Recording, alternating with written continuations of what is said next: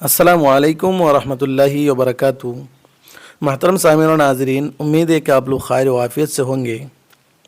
सवाल ये पूछा गया कि कान के ऊपर या कान पर बाल आना अगर शुरू हो जाए या बाल उगना शुरू हो जाए, कान पर उगने वाले बालों को अच्छाई या बुराई की अलामत समझना, इसका क्या हुक्म है। महतरम सामीन और नाज़रीन, कुछ लोग तो ये भी कह देते हैं कि कान पर जो आपकी उम्र ज़्यादा हो उस वक्त कान के ऊपर साइड आपको अगर कोई बाल आ जाए तो इससे बुराई की अलामत समझते हैं लोग।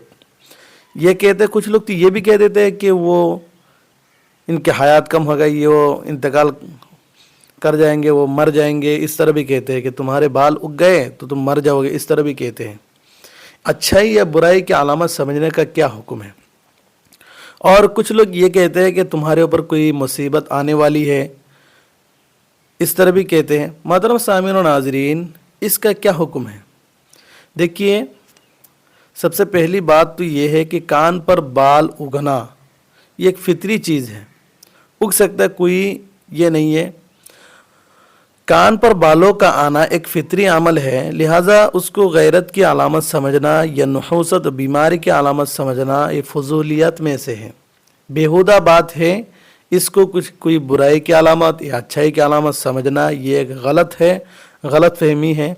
बाल उगना ये कोई बुरी अलामत नहीं है या अच्छी अलामत नहीं है, हैं, इस तरह कुछ नहीं है।